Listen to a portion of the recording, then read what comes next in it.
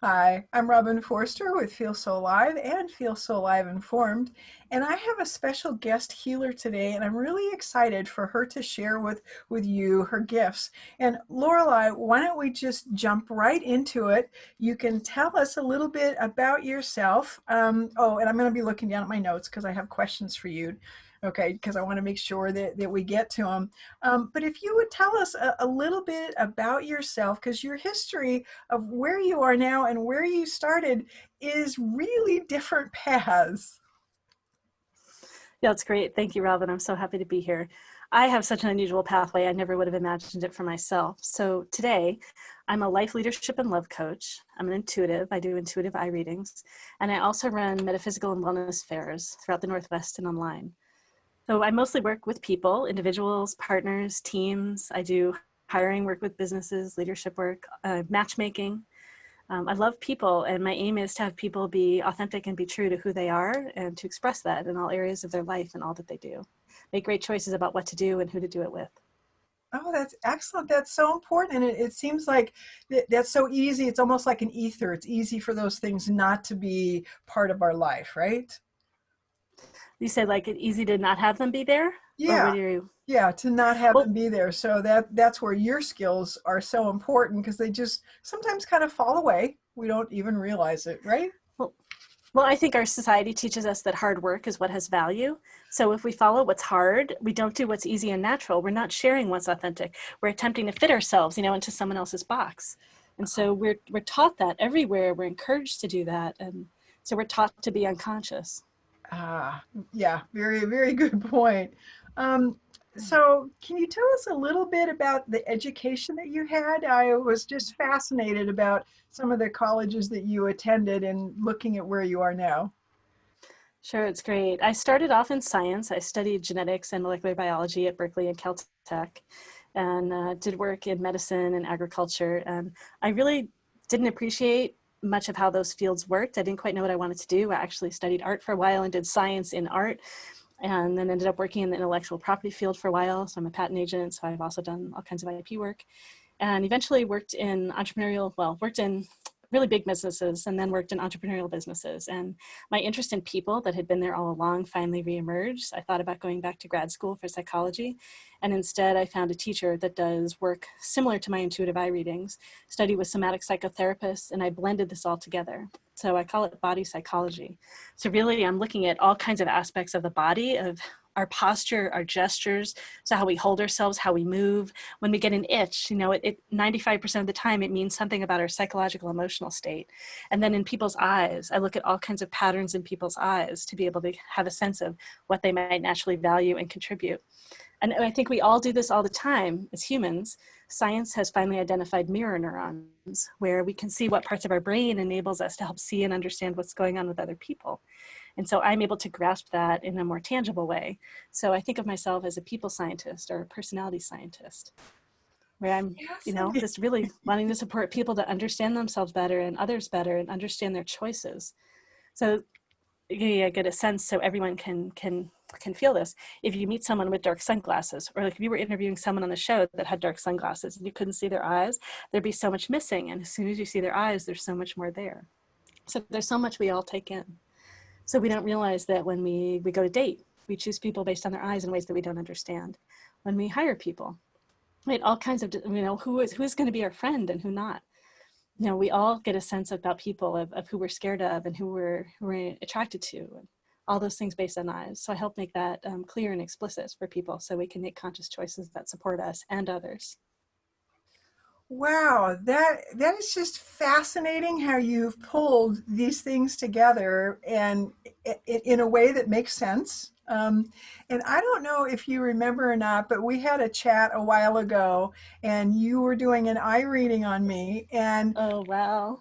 yeah, it was very amazing because we were talking about other things and went down that rabbit hole, which I really appreciated. And one of the things that you were telling me, and I wish that I had the correct words, but it was something about how I don't know what other words to use, that I'm a questioner and that I'm looking for more information and you said that, and it just gave me a lot of strength because I have always been like that. It's hardwired. I don't have a choice. That's just, and so many people don't understand that. And so they think I'm being, antagonistic. It's like, no, no, I have to ask a question. I don't have a choice. So Yeah. I just wanted to thank you for giving me that information. And it was like, oh, so it's okay for me to be who I am? Right, right. Yeah, that Well, was you think exciting. we are who we are. And, so if you think about the eyes, we know the phrase eyes are a window to the soul.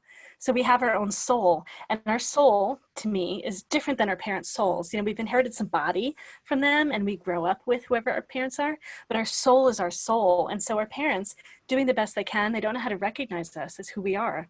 And so they teach us what worked for them. They want us to do better than they did. And so we have our soul, and then they're like kind of lumping things over the top. I call these masks.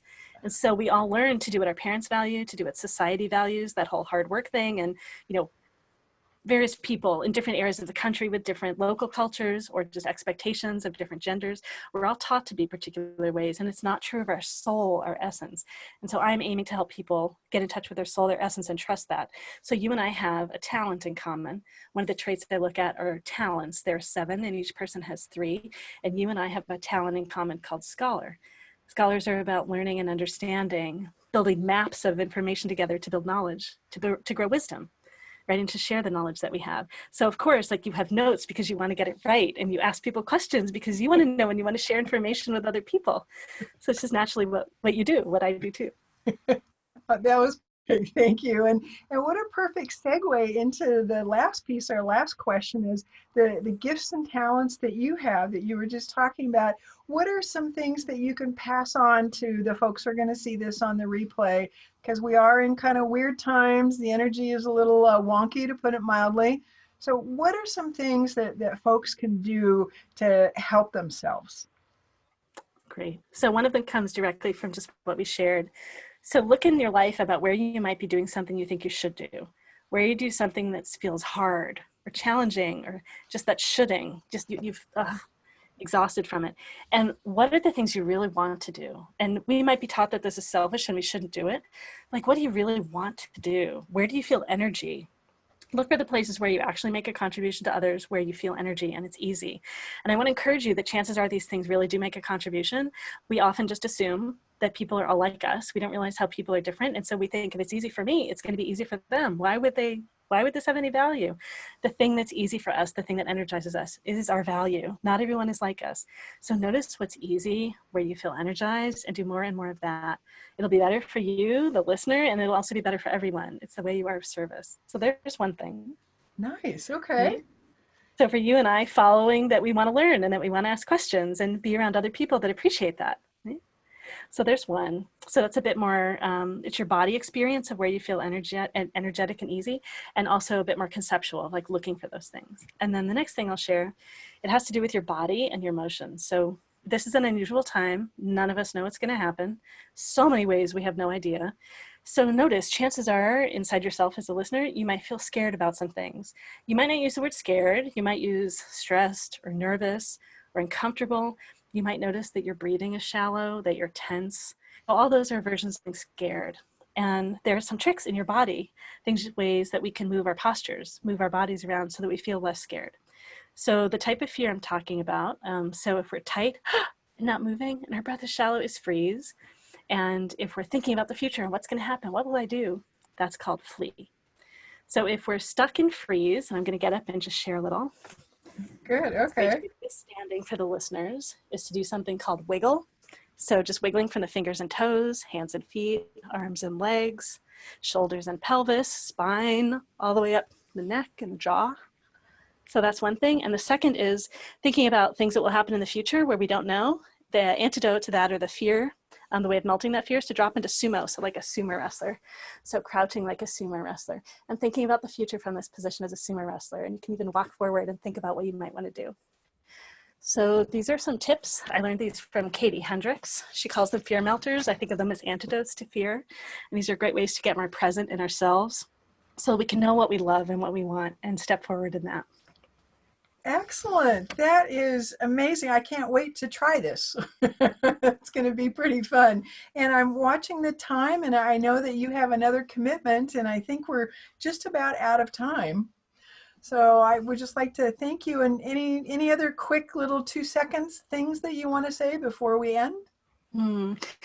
I appreciate people. There's always something to appreciate in people. And the more that we can appreciate rather than criticize others and ourselves, we'll feel more joy, we'll see more options, and we'll have better connections with each other. Perfect. Thank you. You're welcome.